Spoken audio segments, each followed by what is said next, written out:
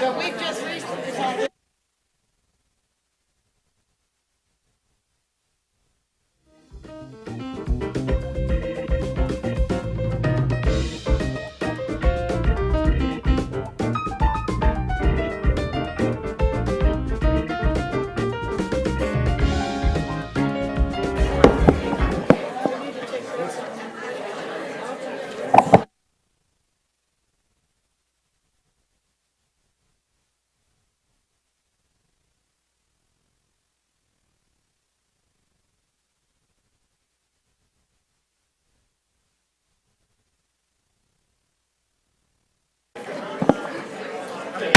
Good evening. I'm calling this meeting to order. The time is 5:31 p.m.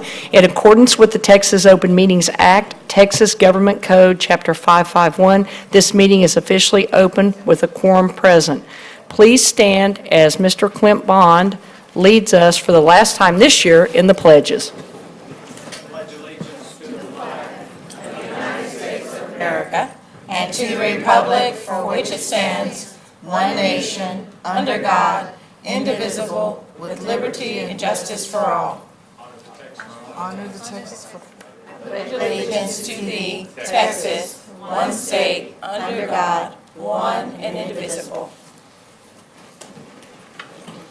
Thank you, Mr. Bond. Right now, we will move straight to recognitions. We have one formal recognition this evening. Mr. David Sands, our Executive Director of Career and Technical Education, will do the honors. Thank you, Ms. Jackson, members of the board, Dr. Scribner. It's my pleasure to recognize an outstanding group of Fort Worth ISD South Hills High School students.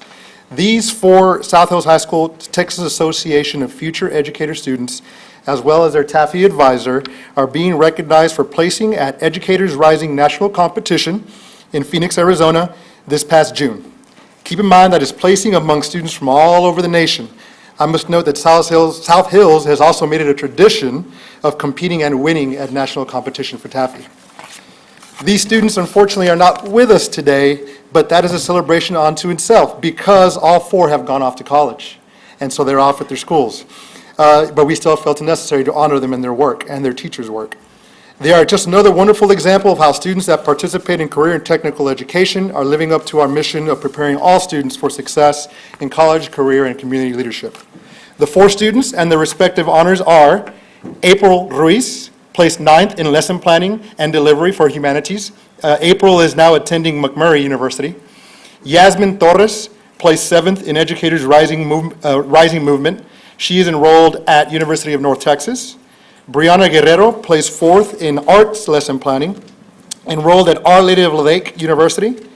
And Marifer Mares, placed 3rd in Educator Rising Leadership and is enrolled at Texas A&M University.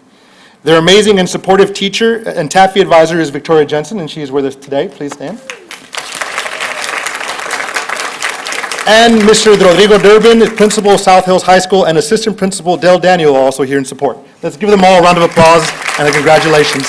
Thank you, Dr. Jackson.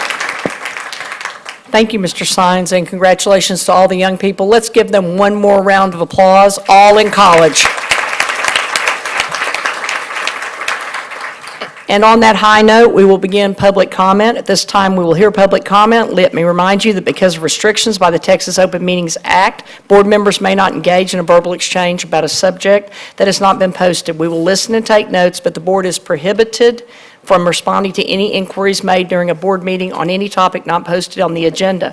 However, the board may reply with 1, a statement of factual information given in response to the inquiry, 2, recitation of existing policy in response to the inquiry, or 3, direct the person to visit with staff about the issue. While the board listens to concerns of a general nature and issues of common and individual concern, the board will not hear complaints about specific individual employees or public officers during the public comment session. Speakers shall refrain from mentioning names of individual employees or public officers during their comments. Any employee, parent, or other member of the public is asked to comply with the appropriate grievance policy to have a complaint heard pursuant to the applicable board policy. In accordance with board policy BED local, speakers shall have a 3-minute time limit and we ask that you please observe this rule. Furthermore, a speaker may not relinquish his or her time to another speaker. Delegations of 5 or more persons shall appoint one person to present their views before the board with a time not to exceed 5 minutes. At this time, I call forward Mr. Juan Tercios and Scott Blanco Davis.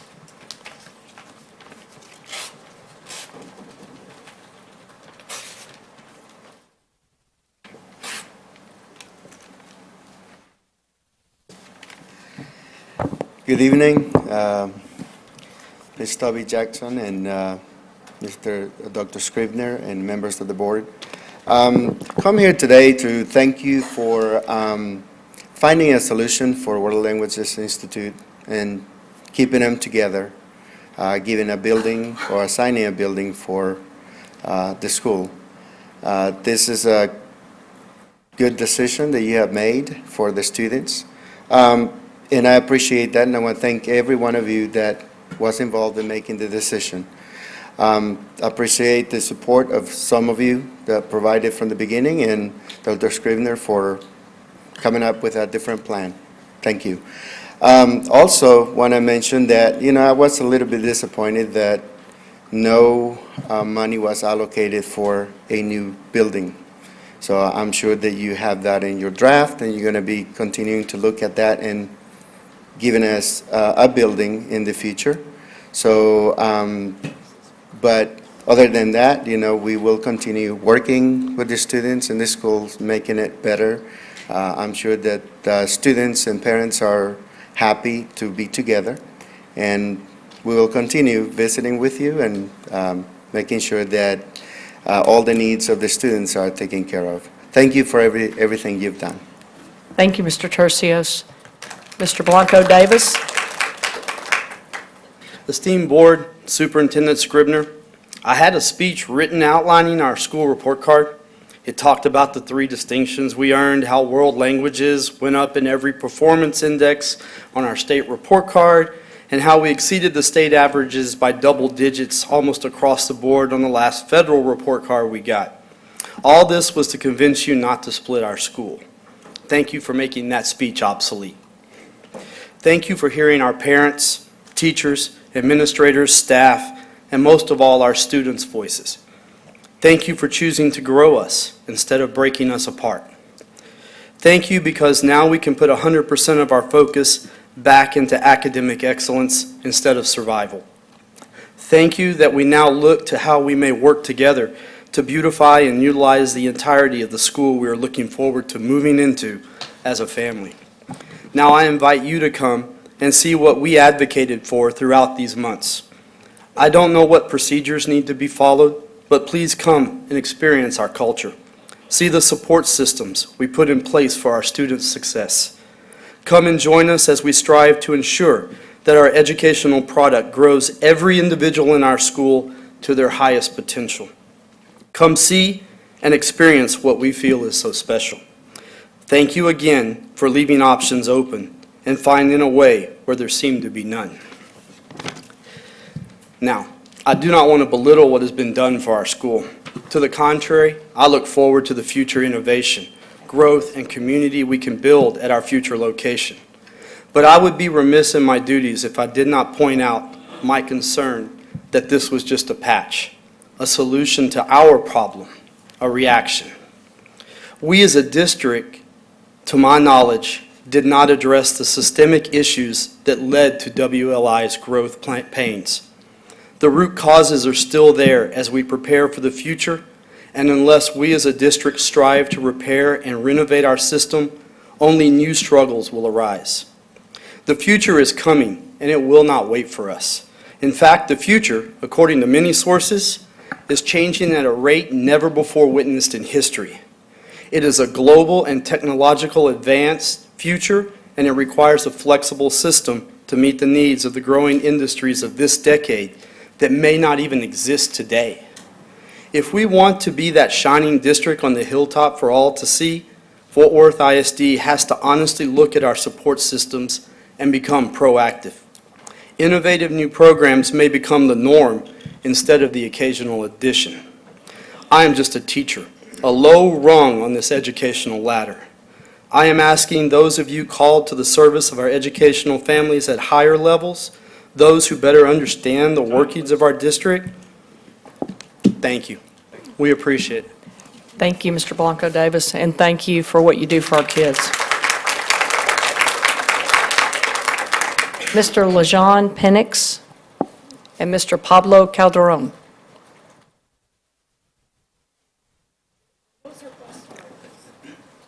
Right. Mr. Calderon? My name is Pablo Calderon. I am a volunteer with the Early Learning Alliance and on the Spark Board, but I am not here on their behalf. The Fort Worth ISD is the key partner in the Literacy Partnership. My observations are informed by reviewing collective impact models that have common elements. At a meeting earlier this summer, information on the partnership and possible action areas were presented to potential partners. Information was broad and general in nature, with exception of specific indicators that were identified. The meeting format did not facilitate in-depth assessment and input. A partnership team is now developing a strategic plan based on ideas generated at that meeting. Their July newsletter said, "The final plan will be reviewed internally next month and shared with our Executive Council for further input and action in September." Potential partners deserve the opportunity to review the plan and the common agenda and framework for action it proposes before adoption. Will the proposed design of the collaborative action networks facilitate mutually reinforcing activities? Are the recommended network issue areas appropriate and a good fit with current programs? A change in an agency's program might require board approval before buy-in. Neither the Early Learning Alliance or Spark can make commitments on behalf of other agencies. The use of a common set of measures to monitor performance, track progress towards outcomes, and learn what is and is not working is vital. To that end, the superintendent's request to foundations that their request for proposals have a common measurable indicator was appropriate. It would also be good if foundations' RFPs address racial and ethnic equity issues. The Early Learning Alliance Racial Equity Task Force has developed a program design tool that corresponds to common RFP questions. I believe there has been limited parent input. They are an essential partner whose involvement is needed. Groups like Parents as Teachers or PTA councils have parents whose input would be valuable. A review of the strategic plan before adoption by potential partners is needed. Thank you, Mr. Calderon. Carlos Tercios and Norman Quigley.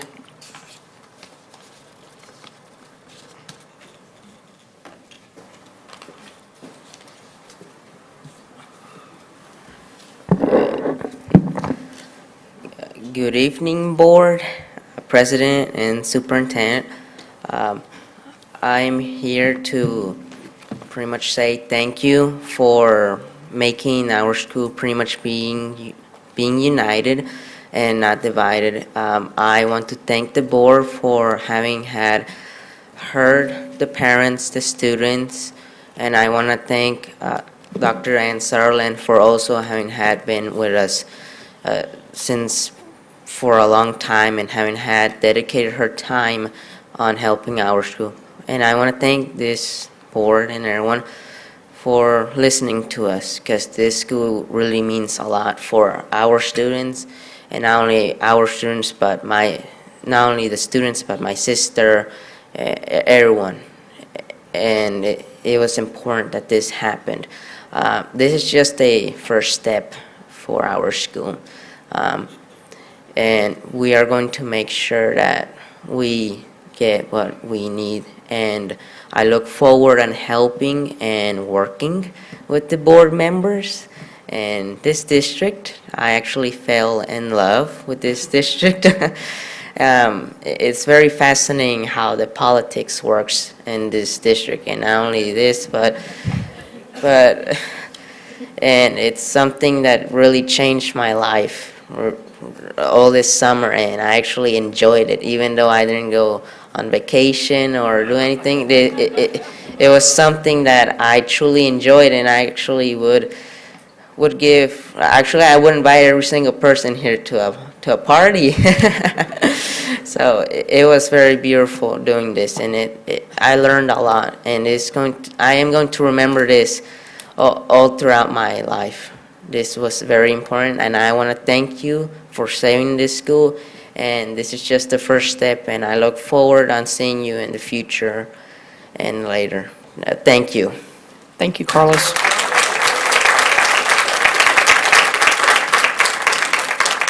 Mr. Quigley? Good afternoon, members of the board. My name is Norman Quigley. I'm with Fort Worth Education Association. Just came out this evening to just kind of give you some information about what our bus drivers have to go through in order to be certified as a driver. If you look through there, you'll see that this information actually came from the Department of Public and Safety. So this is the book that I got that information out of. So whenever we're talking about bus drivers, you can see all the hurdles that they have to jump. Also, at any time they fail one of those tests, they have to wait a certain period of time before they can go back and retake that test. So in other words, you just can't hire a driver overnight. So just to kind of go on how important they are. But I want to thank you, school board members, for all you do and all the countless hours you put in for working for our community and all that stuff. And Mr. Scribner, just not being from Texas and all this stuff, we have a thing in Texas that's called the cart before the horse. Here in Texas. So sometimes we can get our alignment out of line, but as we work together, we get things back in line and everything seems to work well. So Fort Worth Education put together some thought and all that stuff, and we thought that, you school board members work tireless hour after hours and all this stuff. So we put together a token of appreciation for you all, and this nice lady here will pass out the token of appreciation at this time, and we just want to let you know, thank you. Thank you for all you do for our kids, and thank you for all that you do. Thank you, ma'am. Okay, Dr. Sutherland, I wanted to make sure you had one. Thank you, Mr. Quigley. Bryn Richter and Jesse Henry will be our final two speakers. Thank you. Thank you, Dr. Scribner. Madam President and trustees, I'm happy to be here. My name is Brian Richter, and I have a third grader and a kindergartner at Daggett Montessori School. And I just wanted to come today and talk about, I'm a little disappointed on how this whole bond process has gone. And I don't really know a lot about the bond process, to be honest with you, but I do know a little bit of how the democratic process works, and I'm fairly certain this isn't how it's supposed to go, right? So I attended one of those summits last year, and Norman was there with me, and we had a great time, and we discussed all sorts of great things, but I never heard back about any of that. And so I assume some of those things made it into the bond, but to be honest, I have no clue what's even in it, because I haven't seen it. So I know the staff worked extremely hard on the bond, and I watched the meeting where you guys got those gigantic binders, and I know that some of you also expressed your concern then, but from what I understand too, things had been changing up until yesterday, and how can you possibly keep up with that much information and have even less time to discuss that stuff with your constituents and your other stakeholders, like people at your school? In your specific district. And I realize I'm late to the party, I usually am, because you already voted, but can you honestly sit here and tell me that you've read every line of every page and reviewed every single change before you voted yesterday? And like my grandma always says, the devil's in the details, right? So I just, this is funny, because I spoke to the city last week, and sometimes the city actually gets it right? I don't know if you've been following their bond process, but they have 2 meetings in every district, plus 2 more citywide meetings, where they discuss with their constituents before they actually vote on it. So it seems to me like that's the more logical approach to this. And I just hope that you guys are all prepared to answer questions about this, because ultimately you did approve it. And I hope you didn't sacrifice your own district, much less someone else's district, just to pass that through. So, again, I know I'm too late, and I just wanted to express my disappointment publicly, but I'll end on a high note. Yay. I do support how you guys move the 2 pennies over, and I very much appreciate the fact that you're getting your business done without raising taxes. So for that, I thank you. And I'm a huge supporter of career and technology education, and I know that's a big chunk of the bond, so thank you. And I see that 4-H is also on the agenda tonight, and I'm a 4-H club manager on the south side, so yay, great job. So again, thank you. Thank you. Mr. Henry? Yes, I just want to say good afternoon, good evening to the board members. I really didn't want to get a chance to speak, but I have no choice. I worked for the school district for 25 years before I retired. I just want to, I'm kind of coming in disappointed by my son's education. The FWISD failed to educate some of my foster children, and I refuse to sit back and let them fail to educate my son. My son was at Morningside Elementary for almost 6 years, come through the Spanish Immersion Program. He's fluent in Spanish. He's fluent in Spanish. Since I retired, I changed jobs, so I'm working out of town sometime, and by the time he brought home the choice packet, I was out of town, and he didn't get a chance to turn it in on time. So I've been working with Ms. Ponder. I'm sorry for calling out her name, but I've been working with the choice program director, and since February to get him to get him to another program. I guess his first choice was the Language Institute. That it was full, so the young lady told me that let's see what's his second choice. The second choice was Dunbar 6th Grade Center, Boys Academy. I think he was number 3 on the list. I've been checking ever since April. His name's still on the list, and I guess I called today. They was telling me that someone else, they overstaffed the kids. And so my son didn't get a chance to get into the choice program. He's in the Wedgwood program, and I have 2 other children that's in the Morningside, that's in the Spanish Immersion Program, 2nd grade and pre-K. They're doing absolutely a good job. But no time did my son come home at Morningside. He come home drawing and coloring. And I asked him, what you do today? Drawing and coloring. This is at Wedgwood 6th Grade Center. I'm very disappointed. You know, the middle school age is a very delicate age where you can lose the kids. And right now, at Morningside, he was the top top student in that Spanish Immersion program ever since the kindergarten. And I'm just kind of disappointed. I just wanted to come and give my opinion. Sorry. Thank you, Mr. Henry. At this time, the board will be recessed and called to order in the board conference room.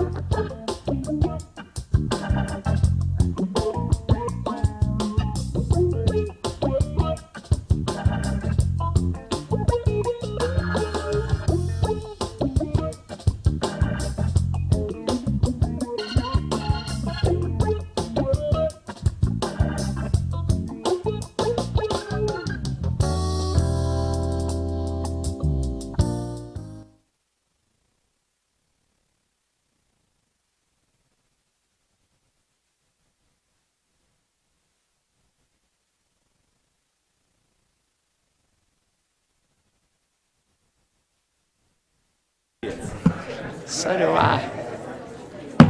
In accordance with the open meetings law, the board opened the meeting at 5:30 PM in the boardroom with a quorum present, recessed open session in the boardroom, and is now reconvened at 6:03 PM in open session in the board conference room with a quorum present. Do we have any questions concerning consent agenda items? No questions whatsoever, and we have a lot of consent agenda. This concludes the discussion of consent agenda items. We'll now recess for executive session in the board conference room. For executive session as authorized by Chapter 551 of the Texas Government Code under Sections 551, 072, 071, 074, and 076.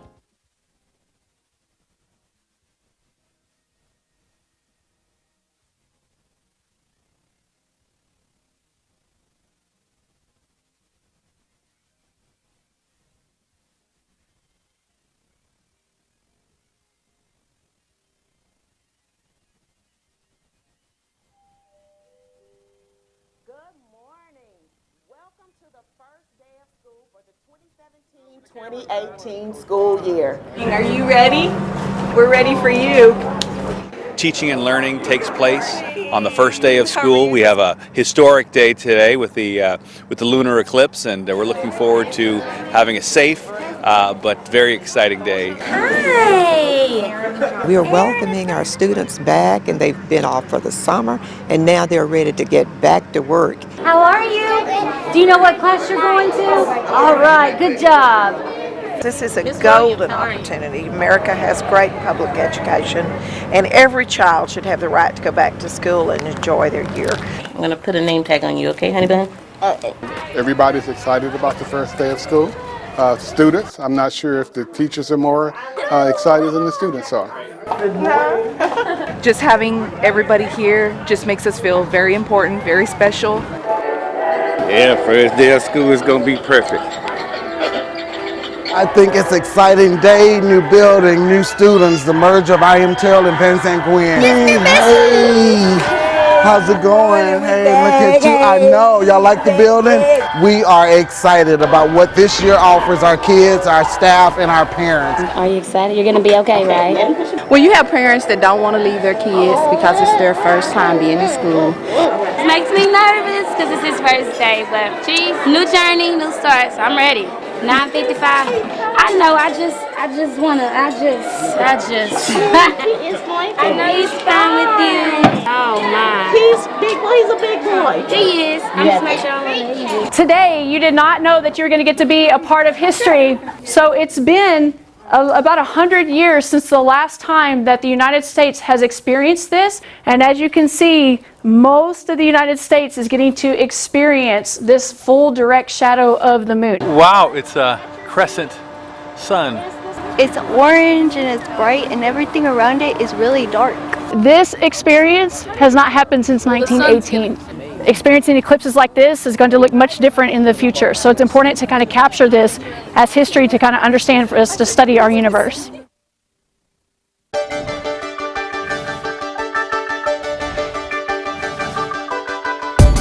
Academic advisement is all about preparing all of our students for success in college, career, and community leadership. This is an all-comprehensive program and it does begin in kindergarten, pre-K. At the elementary level, we provide awareness. Just educating students on the different careers that are out there. Brian, what else? At the middle school level, exploration. And at the high school level, we provide that preparation as needed. Let's go. We have Go Centers that are in middle schools as well as all of our high schools. A Go Center is a room that consists of resources to help guide all students. We have college and career readiness coaches. Can help guide them and show them. Sometimes it's a complicated road, and we're here to help simplify that for you and give you all the resources and tools to assist you. IREC is a really great program. It stands for I'm Ready for the Opportunity of College. It's a summer camp geared towards the middle school students. About 104 students who will be participating in this summer camp. We'll be visiting several colleges and businesses. It's a 2-week program. It's free to the parents, it's free to the students. And the kids get to learn a lot about themselves and about the programs that some of these universities have to offer, different careers. I think it's a learning experience for them, both educationally and fun. Our Middle School Expo is held at TCC South Campus. We invite every 8th grader in Fort Worth ISD to attend. We also bring in businesses and colleges. Our Middle School Expo brings in 6,000 to 7,000 8th graders, and they can then experience the college atmosphere on campus and also understand what it's going to be like when they get to high school and when they move on forward. College night is a fun evening that is packed full of colleges, universities. This past year we had over 100 universities and colleges come to our college night. We also do financial aid sessions at our college night so that we can encompass everything that these students need to know and their parents need to know so that their student can be successful in college. We actually have some colleges there that also give scholarships on the spot. How exciting is that? Scholarships are one of the best things that we have that we can provide our students. Well, Fort Worth ISD has been on an incline with scholarship offers over the past years. We do that by working through our monthly scholarship bulletins. These scholarships range from elementary to middle and to high school students. There's a scholarship out there for everyone. One of the things that we do is we offer a summer program called the College Application Boot Camp, where they learn how to complete financial aid applications, scholarship applications, and even essay writing. We're here for the students. It just makes a tremendous difference in everyone's lives. When we have students who actually do the things that they have dreamed about, that makes me happy.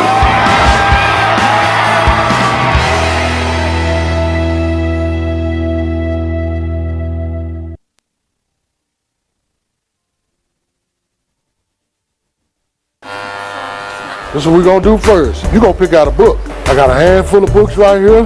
Man, we got an initiative that we got going with the Fort Worth ISD. It's called a Reading with Barbers initiative. And all we're trying to do is get these children to read more. I can't stop smiling because it's now coming to fruition. And you are becoming our community partners in helping us successfully launch this initiative. Please don't splash, baby, baby, please, baby. The excitement is that barbers will participate. And you know how many children come into the barbershop, especially our Fort Worth ISD students.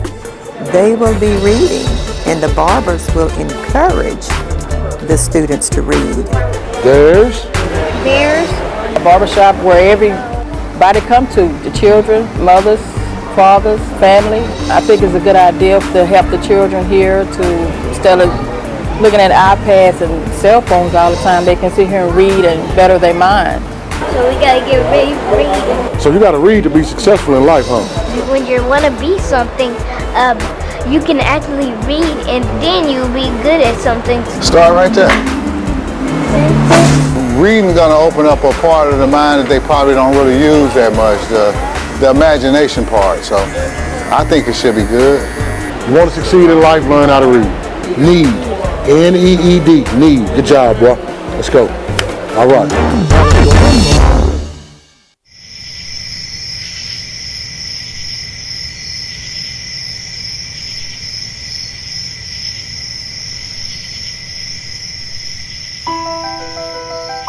Wake up, wake up, wake up! Let's go, it's time to go, it's time to go! Let's go, come on! Let's go!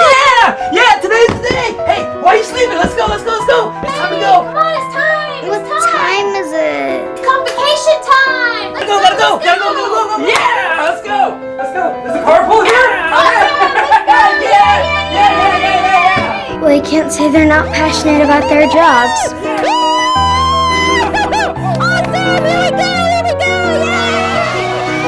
The great teachers of Fort Worth ISD have plenty of reasons to celebrate the new school year. They will be preparing all students for success. All students. Success in college, career, and community leadership.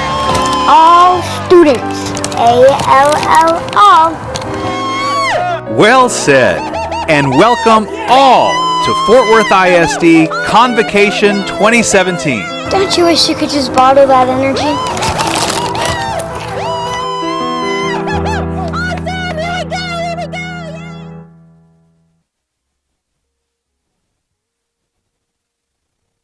What do you expect to get out of this trip? Start to learn more about the Cold War and really see it eye to eye. Let's load them up. We loaded our Fort Worth ISD bus with approximately 25 cadets and departed to Love Field. Secure your bag! To await our flight on to Denver and commercial transportation to Rapid City, South Dakota. This is going to be an awesome trip.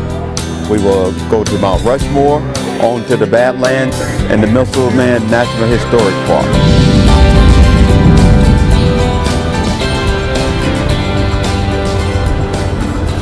The main goal of this project, Arctic Equality, is to study issues of inclusion related to national parks.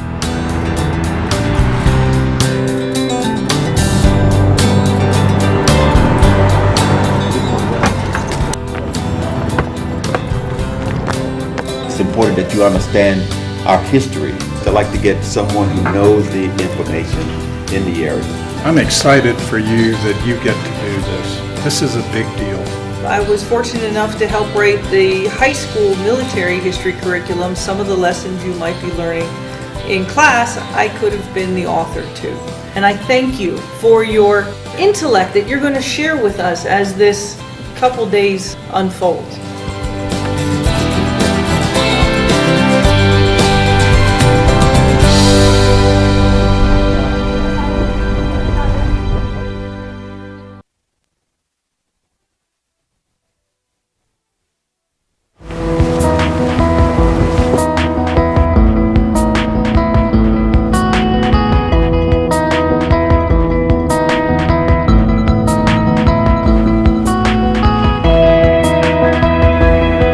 On the rolling grasslands of the Great Plains, chain link fences and secured buildings bear silent witness to a secret. What lay hidden beneath the plains of 7 states was a force that could lay waste to the world we know. The Air Force, when they finally went ahead and brought the Minuteman concept out and said, this is what we want to do, they wanted to have 10,000 missiles. And the first time I was asked, a lady said, if this bothers you, but what did you think about turning the key and firing these things? And I mean, I was shocked. I really, just incredible, because the answer, the actual answer was, the truth, I'd never thought about it. And I thought, well, wait a minute, it's kind of stupid, you know, I mean, you're going to destroy the world, you certainly should think about it. Yes, sir. Are the treaties only between the United States and the Russian Federation? I will say this, a lot of the nuclear powers have agreed on their own to go ahead and stop the proliferation of nuclear weapons by not allowing the outflow of the technology necessary to make those things a reality. When they put Sputnik up, it was almost worse than Pearl Harbor in this country. I was an adult. I had graduated high school by then. They could drop a nuclear warhead on New York City and we could stop it. Now tell me right out loud, what are you supposed to do when you see the flash? It's a difference learning it from the classroom and actually seeing all this with your eye. So I'm very excited about this. Delta One, what we've got is the above ground facility and the below ground launch control center. So you've got the fence around it, you've got open farmland around it, the cows are right here up to it. So we're right in the middle of American agrarian heartland here, and here's this Air Force installation right here in the middle of it. And that's what this came down to. The American public accepted this into their homelands to go ahead and provide this defense against the Soviet Union. We are about to go down into the Delta One Launch Control Center vestibule. We're going 31 feet underground. Now, this is the vestibule.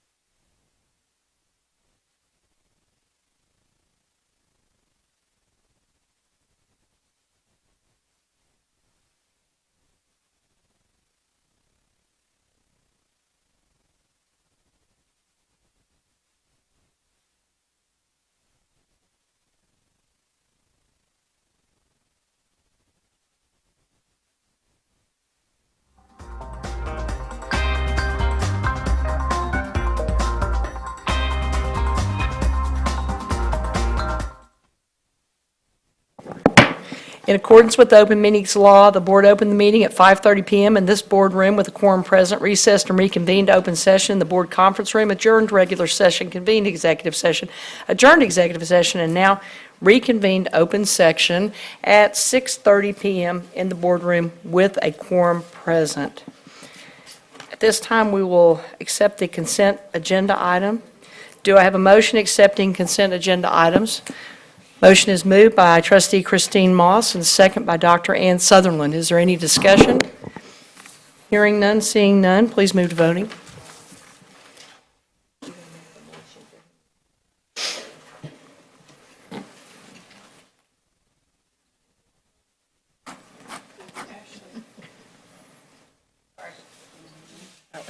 There we go. The motion prevails, 8-0.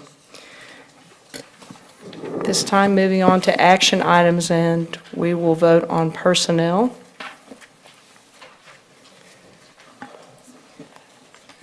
Do I have a motion accepting personnel? Motion by Christine Moss, seconded by Dr. T.A. Sims. Please move to voting.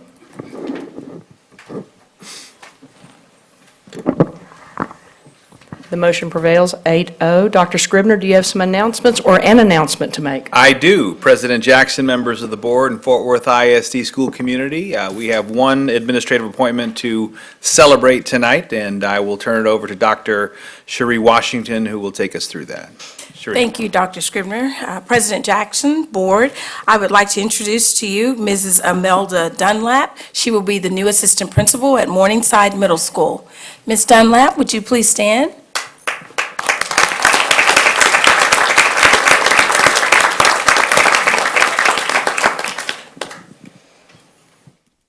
Thank you.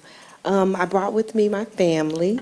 This is my husband, Mr. Dunlap, my sister and her son, my daughter, and my friends and co-workers, Tracy Cass, Ann Burgess, and Takia Ford.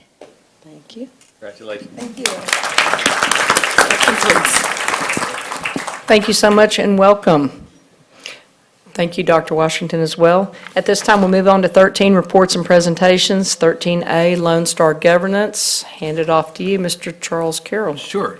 In fact, before Charlie gets started, I just wanted to remind the board that as part of our commitment to Lone Star Governance, one of the most important features is spending time talking about teaching and learning and student outcomes. And as you know, in Fort Worth ISD, we're in a very good place where the district goals of early literacy, middle years math, and college and career readiness are also aligned with the board's goals of early literacy, middle years math, and college and career preparedness, as they are also make up a portion of my evaluation as well. So the superintendent, the board, and the district's goals are all aligned and consistent with the commitment to spending time discussing and analyzing those student outcome goals.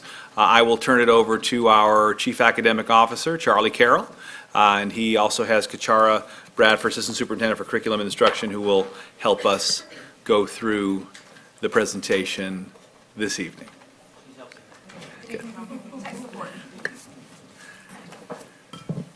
Good evening, Dr. Scribner, President Jackson, the board. We have a brief presentation this evening about Board Goal 1 through Lone Star Governance, and it is important as we begin this process this year, working with you through all three of these goals, to frame them. And with Board Goal number 1, just as an example, Board Goal number 1 deals with reading instruction and achievement of students up through grade 3.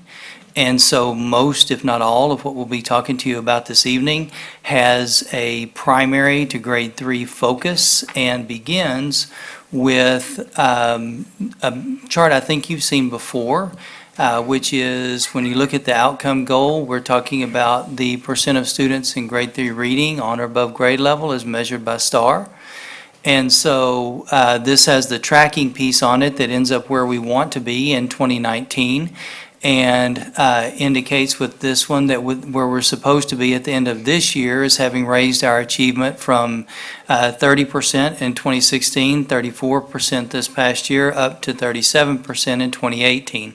And just as a frame of reference, if I may, Mr. Carroll, in the 2016 data, you'll remember that we're at 30, San Antonio ISD at 27. Yes, sir. And Dallas next door at 33. So we're certainly trending in the right direction. We're going in a good track. Yes, sir. We certainly are. And as we move into the next few of these slides, what we're going to be intent upon doing is making sure, as we're pushing forward and working with campus leadership to improve student performance, you're aware of what's going on at those campuses, who's working with principals and who's working with teachers, and how all this is happening at the campuses that we all work with. So what I'm going to do is I'll go to the next slide and turn over the presentation piece of this to Ms. Kitchar Bradford, who is the Assistant Superintendent for Curriculum and Instruction in Fort Worth. Good evening, President Jackson, Dr. Scribner, members of the board. I'm excited to share with you all what's happening now and our current work along this guideline looking at your board goals for early literacy. We have a new literacy staff, which we're really excited about. We have welcomed aboard Dr. Cheryl Mixon, who's joining us right here on the end. And her focus is on early childhood to second grade education, so really streamlining the work that we do in primary, but also working with the community to build out that 0 to 3 space. We know that we want to connect with families early and often, and that parents are their child's first teachers. Also working with multiple members in the curriculum and instruction team. We have new elementary literacy director, Ms. Sharon Upaka, who is just joining our district a few days ago, so she's very interested to meet you all. And coming aboard next week in secondary literacy instruction is Michelle McCone. Both of these ladies have a wealth of literacy knowledge, both at the campus and at the district level, with Ms. Upaka being a principal, elementary principal, and served in a lot of different instructional roles as well. So this team is really going to look at what we do in school and out of school throughout the summer and to connect with families in early learning. Another piece that we're doing is updating our curriculum. We really are seeking curriculum input from our teachers. We know that we also have new standards coming out in literacy. So we have new English language arts and Spanish language arts coming out. The drafts have been posted by TEA and they will be ready for implementation next year. So that does require us to tweak our curriculum to meet those new state standards. And so we're working throughout the year to do that and aligning our work with the Fort Worth ISD learning model so that it's not something separate for teachers, but it's integrated within their curriculum. This is also our second year of Achieve 3000 implementation, so we're getting stronger, we're getting better. We learned a lot of lessons last year. We didn't start the beginning of the school year. We're very excited to start early this year. We're going to be doing that beginning of the year screener. It's helping us build and support that foundational literacy at grades pre-K through 3 through their SmartyAnts program. It builds on the nonfiction texts at grades 2 through 12, which we know that students often are exposed to in their content areas. So this builds that content area literacy in science and social studies, and it gives us a beginning of the year baseline to build these themes out. So during our first semester, we are really looking at phonics, which is that letter and sound correspondent relationships that we're building. We're providing training for teachers on structured literacy, phonology, the sound syllable association, syllable instruction, morphology, syntax, and semantics. And we're building capacity and investing in our Fort Worth ISD teachers. We are not teaching them new things, but we're deepening their pockets of resources that they have to intervene early and often with their students, using small group instruction based on progress monitoring tools which are built into Achieve 3000. So we're really using data to drive how we are teaching and working with our students and teachers. And we're ensuring that all students grow every day, which is very similar to a personalized learning type environment. This year, K through 12, we have a writing focus and we're building out some instructional alignment. Our writing test scores show that in 4th, 7th, English 1 and 2, we need more practice and more fluency in writing, and that should not be the first time where we're really writing every day. It should start in pre-K, in early childhood, so we're looking at writing every day and authentic writing connections and connecting it to reading. And we're going to do a big focus on writing on October 19th, which is our district waiver day. All right, in front of you, maybe a little bit small. This is the current student outcome goal calendar that the board approved for monitoring your goals. We're starting with the August presentation that you see there, which is Goal 1. Under this calendar, our next presentation would be Goal 2 and then Goal 3 in October. In looking at how we were going to present the information to you, we wanted to propose a possible alternative calendar, if the board is interested in this, where we could dig deeper into each of the goals and then their goal progress measures, and then move on to the next goal. So this is just something for the board to consider. If we were to do that, we gave an overview of Goal 1 tonight, then we would propose moving to your goal progress measures over the next few meetings so that we go further into the discussion of literacy, and then move on to Goal 2 and cover it thoroughly with the goal progress measures. We can do either way that the board prefers, but that seemed to make sense to us to get a lot of literacy information and learning and build each time on what we have discussed. So that was something we wanted to propose for your consideration. If we were to change the calendar, Mr. Carroll put up a new slide, this is how that would look, so that we could go an overview of each goal and then deeper into the goal progress measures that the board set for each big goal. Right. And you can let us know your preference on that. We'll go either way that you would like. Sure. So the overall piece that we're working on getting ourselves organized and aligned with the board is making sure that we're meeting your needs and covering these goals that you have and that we're all taking very seriously in a manner that's going to be productive for all of us. And so based on this overview, our work to this point has been to look at two options. One, we were a little afraid looking at the original structure that we might not go very deep into conversations, for example, around literacy. We might be more like a rock skipping over the top of a lake, going from 1 to 2 to 3. That if we went in and looked at all of these and shared data and shared instructional practices with them, that it would be much easier for us to establish some understanding before we move on to a next subject. So that is the overview and the frame for Goal 1.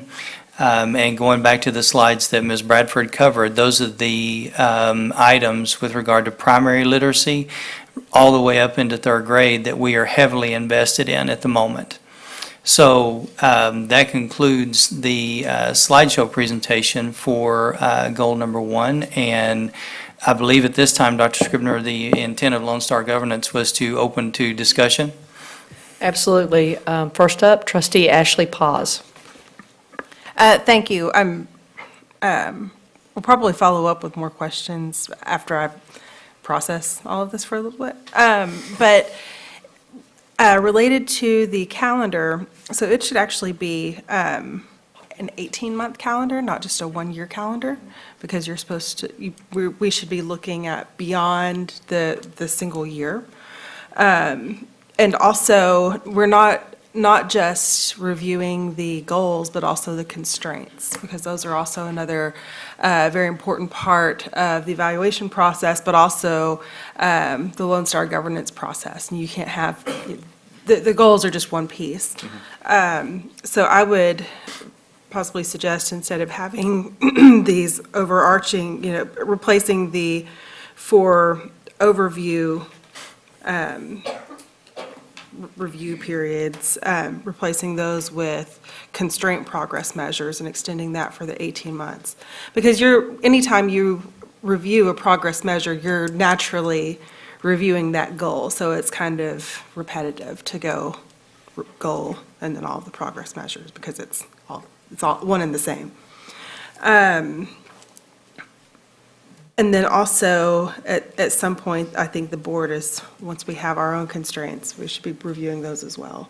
But the whole purpose is so that we're having the conversations, and the constraints are really to address cultural issues in 4th ISD, and I mean, it all is. But dealing with just like the culture and the climate, the simple act of us as a board having those conversations out front with people here watching has an impact on that. So I would really like to see us be intentional about reviewing those constraints, and maybe even between doing the goals, like do a goal and then do a constraint, or goal progress measure and constraint progress measure, something. Just a I statement, that's what I would like to see. I like it. Another I statement. Thank you, Trustee Paz. Trustee Dr. Ann Sutherland. Well, as you can imagine, I have comments that are somewhat different. But first, I would like to point out that the student outcome goal number 1, this chart right here, well, let me start out by first saying, once again, staff failed to give us the material in advance. That is one of our goals, the board's goals, and we've been fairly pushy about it, and we're not getting anywhere. Okay, so I don't plan to be president now or in this next life, but if I were president, we wouldn't have a board meeting if your documents weren't available. So I just want to make sure that everybody's taking notes, that we're not getting what we said we were going to get. And that, getting the stuff in advance, is just a board goal, and it is one adopted by the whole board. It's not just me being difficult. The second thing I have to say is that I'm glad to know that our reading scores went up to 33 from 30. And as Dr. Scribner mentioned more than once, we're ahead of San Antonio and behind Dallas. But that's not the metric. The metric that, I don't know that the board agreed with this, but the metric that I feel strongly about is that we raise our position among Texas urban districts. We have the highest SES of any Texas urban district, and our scores are next to the bottom. I asked for this data several months ago and was told that it wasn't available. So perhaps it's available now that the scores came out, and you can update that chart from last year and either have everybody with their actuals or go back to everybody with their preliminaries, depending on what you're doing, but let's have parallel stuff. Final thing is a small thing, and one more comment about this. I did not support and will not support transferring $30 million to the central office, which happened to the curriculum committee and the three of you, not just Mr. Carroll. As I asked for this data before we voted on the budget, and you refused to provide it to me. I got the data after the budget was passed, was never able to comment on it. It's a black mark. There's nothing I can do about it now, but I don't support it. I wouldn't have supported it, and I resent the fact that the existence of this augmentation was deliberately held from the board. And finally, this is pretty interesting, but it's not really a criticism, believe it or not. And that is, I think it would be interesting to see what the student drop-off during the summer is. Because we like to talk about the growth from September to June. I think I've told you this about 100 times, that I wrote my doctoral dissertation on growth in Title I programs, which was the whole state of California. And the only prediction variable that we could get in those days, which was a long time ago, was the length of the testing interval. Of course, the real difference is what goes from September to September or June to June. So I do believe in progress. And I believe that we've made progress. And I especially believe that this district is working better together than it has in a long time. But I do not think that all this stuff is productive, and I can't support it. Thank you. Thank you, Dr. Sutherland. Trustee Norman Robbins. Thank you, President Jackson. I don't know about my colleagues, but I would much prefer going forward that we do it the way that you've suggested, where we go deeper into each one before we move on to the next, and including the items that Mrs. Paz brought up to our attention. I think that would be a wonderful way to go myself. I statement. And then I was curious on the curriculum update, are there opportunities to include cultural curriculum in all of this, that we might actually get our little babies to get interested in a subject that relates directly to them? Yes, we are working very closely. We have some consultants that the board approved for us to work with, and we're building out the African-American history curriculum. Yesterday, we were actually at the Stop 6 Community Center meeting with the community members to share our draft work so far, just looking at the first semester and some of the work that we're doing and get their input, and they're giving us revisions and letting us know. Of course, they are very passionate, and so we are being very responsive to their needs. We also met with the Equity Committee not too long ago, and we're drafting plans for the Latino American Studies as well. And we're also building it outside of social studies, so we're connecting it to science so they can see historical figures who made contributions in science, technology, engineering, mathematics. So we're working on that, yes, sir. Thank you so much. Trustee Christine Moss. Thank you, President Jackson. Before I start, I want to say thank you for the report, because literacy is my #1 goal. And I think we're really making progress. When you were talking, I think you started, what's happening during the first semester? Yes. And you said phonics, letters, and sounds. When you said that, that was enough for me, phonics. Because for so long in the district, we somehow felt as though phonics, that was not in, that was not really important to teach. So now that you're talking about phonics again, I think that we really have a chance in making sure that all students will read on grade level by 3rd grade. I think, I was trying to, almost forgot. Oh, but governance. I think this is a good start, because I know if we follow this, we will dig deeper into literacy, and it will follow our governance model. But I was trying to trying not to forget what I really had. But anyway, this I'll tell you later when I remember. But thank you for the report, and I know that we're on the right track. And Dr. Sutherland did make a great statement about if we could get the information early on, and that would give us an opportunity to read. But reading this, I guess we really didn't get just a lot of information, but if we could get it earlier. I remembered. We're talking about the curriculum. Yes. And all the changes you're making. I welcome that, because Fort Worth ISD for the last 8 years worked on curriculum, and we never got it right. It was not aligned to our accountability system. So I am glad to see that we are working on curriculum and also providing professional development to our teachers and to the schools. So I think we're on the right track. Thank you. Thank you, Trustee Moss. Trustee Anael Luibenos. Thank you, President Jackson. On the first chart, we have our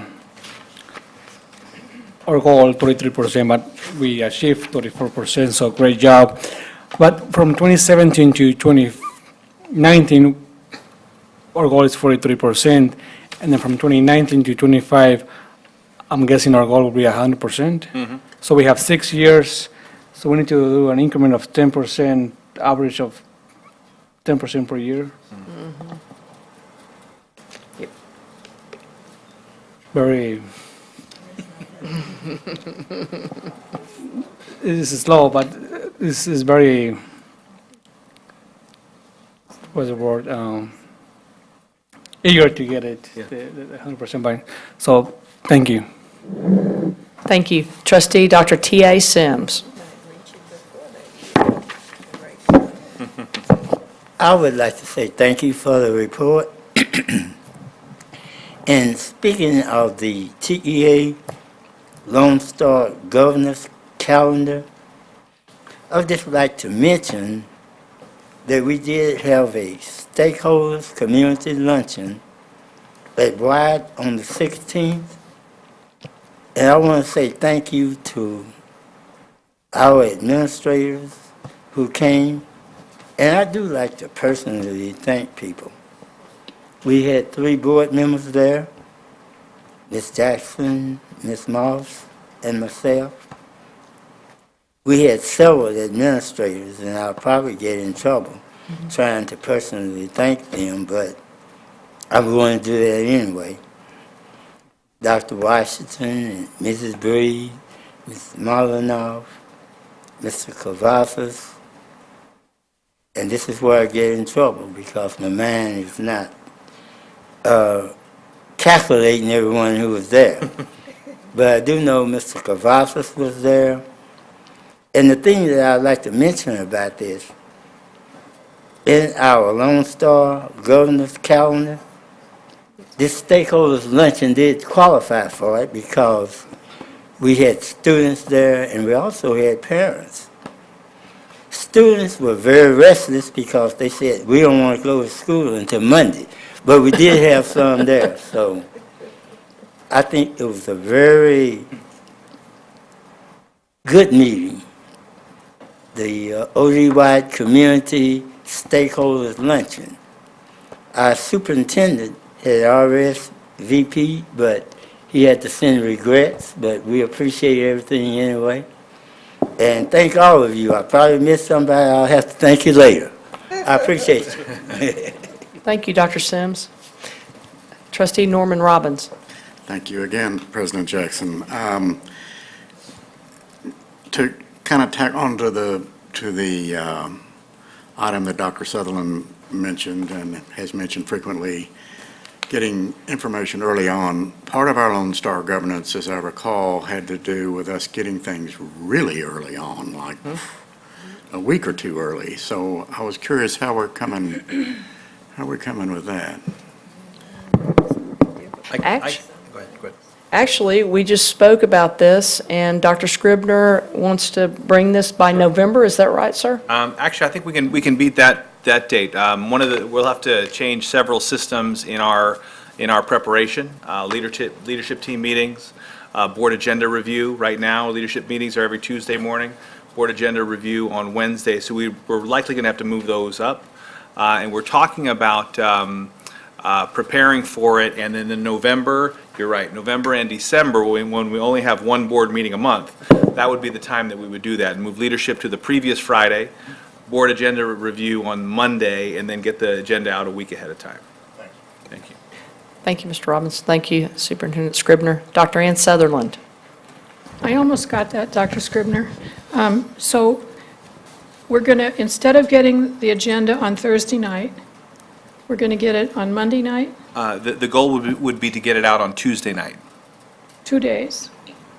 7 days, a week ahead of time. We get it a week ahead. So it would go from Thursday, Friday, Saturday, Sunday, Monday, 4 days ahead, to 11 days ahead? Okay, let's start over. So week 1 is in preparation for the board meeting, which happens on week 2. The board meeting's on Tuesday of week 2. Currently, we're getting the agenda out on Thursday of week 1, with a board agenda review on Wednesday afternoon of week 1, with leadership team meeting on Tuesday morning of week 1. The goal then would be to move the Tuesday morning meeting not to that Tuesday, but to the previous Friday. Then the board agenda review would move from Wednesday to Monday. The ladies and the team would be able to put our work together and get the board out in a run on Tuesday evening, a week ahead of the board meeting the following Tuesday. Okay, so first question is, when's it going to be posted for the public? It would be posted when we send it out the Tuesday. So our goal, starting in November, and the goal ultimately, I think, would be to have one board meeting a month like this, and then have a workshop in the second board meeting a month. I think that would make us much more efficient once we get these preliminary items, like identifying board constraints and in addition to goals. So obviously those two would align as they do now. Delivery of the board packets on Thursday, posting of the board meeting also on Thursday. That would move 2 days prior. Okay, not to be picky about this, but do you suppose you could put that in writing? Because I'm having a lot of trouble keeping track of it. Yeah, happily, and I think we could probably even transcribe based on the video what I just said. Happy to do that. Yeah, it should have a calendar with dates on it.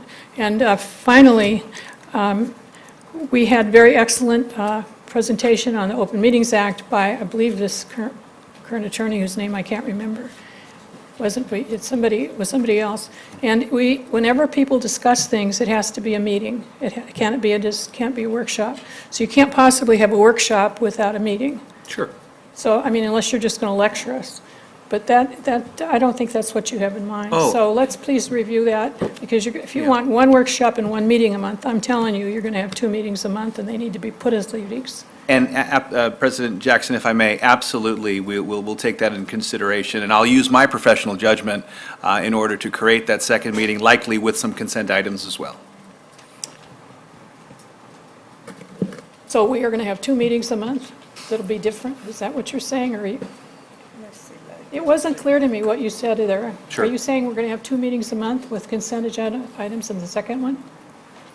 We certainly, that will be a goal consistent with Lone Star governance. As November, every year we have 1 meeting a month because there's Thanksgiving holiday. In December, we have 1 meeting a month because of the winter vacation, Christmas holiday. In January, typically 1 meeting a month as well. So in addition to those 3 months, as well as July, we certainly can review this moving forward and determine whether or not we do to continue to do 2 meetings a month, or 1 with a workshop, and to your point, you're absolutely right, likely some consent items as well. But that would be... I'm going to say this again. You cannot have any voting or any discussion in a workshop. That likely would, that would be a decision of the board, so I'll No, make it's my a law. recommendation to the president. It's not the board decision, it's a law. Well, what we'll do is we'll add it to the agenda, and we'll discuss it in the next meeting, when we still have 2 regular meetings as we do now. Okay, well, perhaps, I'll finish up real quickly, I know. But, I mean, I don't understand why we're having so much trouble with this. If you're going to talk about it next meeting, will you please have the attorney that explained this to us all here and have her speak? Yeah. That's a great idea. Tell you that what I'm telling you is correct. You have Okay. to have meetings if you're going to discuss. Okay. Okay, thanks. All right, thank you, Dr. Sutherland, and I want to thank the board, because Lone Star governance is very, very challenging for us, because it's a new way of thinking, it's a new mindset, and everybody tonight discussed something about Lone Star governance, and we didn't seem so challenged tonight, so to me, that's exciting. With that, I want to thank you all for the presentation, and we'll look forward to, as Ms. Paz and Mr. Robbins both stated, going into this a little bit deeper, and thank you for suggesting a different calendar and different scheduling, and thanks to each of you. Moving on this time to 14, action agenda items. Approved selection of a delegate and an alternate to 2017 Texas Association of School Board TASB Delegate Assembly Meeting, October 7th, 2017, which will be held in Dallas. Trustee Moss, do I have a motion from you? Ms. Paz. Ms. Paz. I'm going to make the motion tonight.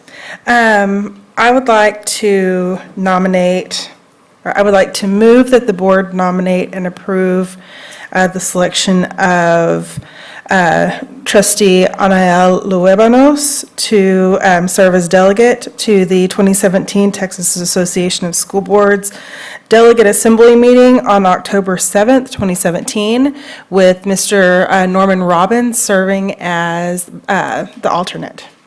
Thank you, Ms. Paz. Moved by Ms. Paz, seconded by Mr. Ramos. Any discussion? Hearing none, please move to voting.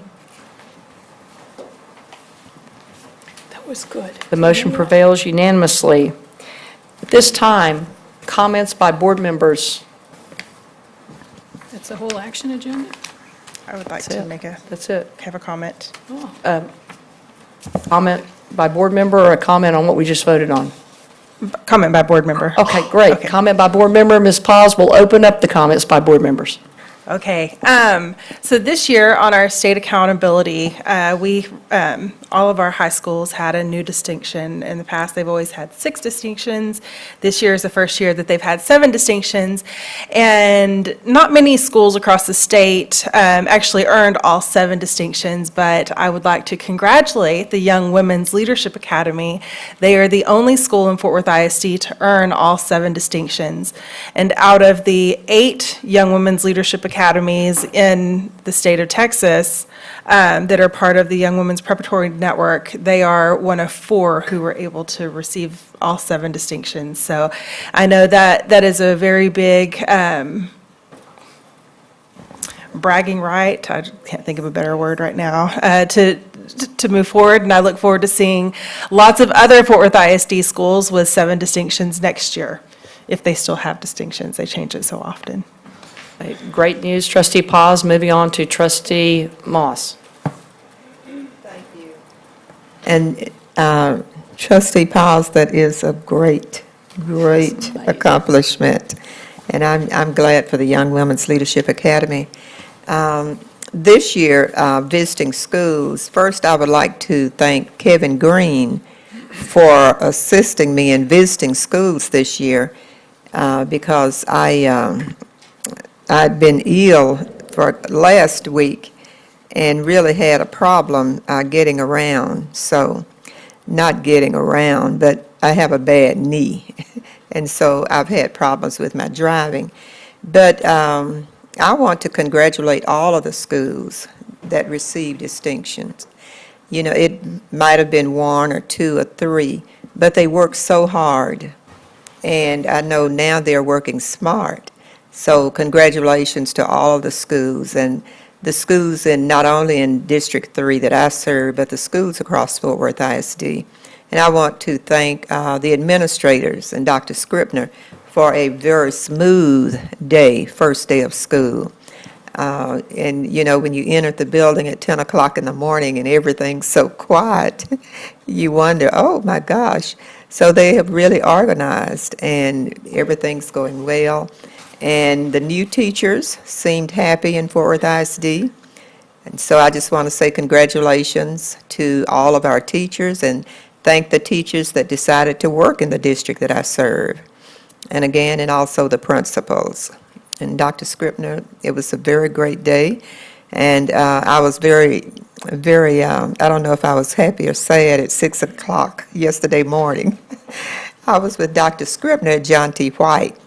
He kicked the school day off, but it was a very, I was so excited. I think I was as excited as the students. But to stand outside at 6 a.m. to wait for the students at 8 a.m., but I didn't take it out on Dr. Scribner. But the TV cameras were there, and we really had a good time. So thank you, Dr. Scribner, for being at John T. White yesterday. Thank you, Trustee Moss, and actually, you're very modest. You actually helped raise the flag. It's a pretty big deal. Trustee Sutherland. I'll be very brief. I too have been visiting schools as everybody else has been the last 2 days. I'll just mention one, Westcliff Elementary, which is in the northern part of my district. Principal Sarah Gillespie told me that last year they focused on the higher achieving kids, and they doubled their college and career readiness from 27 to 55%. Over half of their kids are on track to go to college, to be career ready. Thank you. Thank you, Dr. Sutherland. Dr. T.A. Sims. Thank you. I would just like to mention that we did have the 22nd annual Back to School Sunday School program at Carter Metropolitan this past Sunday. There were schools from District 2, 3, and 4. And I'd like to say thank you for all of the principals that were there. President Jackson made a great speech. It was a great program. And I think I've been in attendance at 21 of the 22 back-to-school programs at Carter. And I'd like to say thank you to the pastor and the members of that great church for hosting this back-to-school program. They gave away a lot of backpacks, a lot of paper, and no kid should be without school supplies. And thanks again to Carter, and thank you, Ms. Jackson. Thank you, Dr. Sims. It was a great day, and I too want to thank Pastor Heath, and I want to thank all of our staff that were there that morning, the day before school starts, and presented. It was the fullest house I think we've ever had at Carter. I've been attending for 5 years, thanks to Dr. Sims, and it was just a great day. Finally, Trustee Aniel Lubenas. Well, this weekend, part of my weekend, I spent helping my wife set up her classroom. So at McLean Middle School, So I want to say thank you to all the teachers who do this before school starts, set up the classroom, make sure that everything is ready for the first day of school so kids can be learning on that day. I did visit 5 schools yesterday morning, so I want to thank all the principals and all the teachers for making like a normal day, not the first day, but a normal day, 8 o'clock in the morning. My son was in his first class yesterday morning, so everything went well. Thank you to all the teachers, to all the staff, and to all the principals, and to the parents who get up early in the morning and take their children to school. So thank you. Thank you. And finally, Dr. Scribner, a few words? Thank you very much, President Jackson. I'd like to acknowledge 2 of our trustees and then thank them all. First, Dr. Sutherland. I want to thank you for pointing out the growth of the students at Westcliff Elementary, as Suleika and I have a 4th grader there. I don't know if he was in the numbers that you mentioned, but I suspect that he was. I also want to point out Trustee Luebanos, when we post things on social media, we must be careful, because he was this weekend helping his wife put up flags and posters in his room, and I'm not sure he was standing on a district-approved ladder when he was doing that. So, wanted to point that out. And then finally, I want to thank the entire board. Last Christmas vacation, actually just after New Year's, we went down to Austin for our first exposure to Lone Star governance, and we talked about narrowing our focus, not having many goals, but only having 3 to 5, and this board settled on 3, and that those goals must be student outcome goals. And we chose, as you know, early literacy, middle years math, and college and career preparedness. I believe as a result of that focus, as well as the hard work of our leadership team and teachers and principals most specifically, we've gone from 28 IR schools, improvement required schools, 4 years ago, to 22 last year, to 13 today. 4 of those are leadership academies, so we're heading for single digits and ultimately 0. Fort Worth ISD is in the process of transformation, and I appreciate and value this board's leadership to that end. Thank you very much. Thank you. And with that, we have 0 minutes remaining. This meeting is adjourned.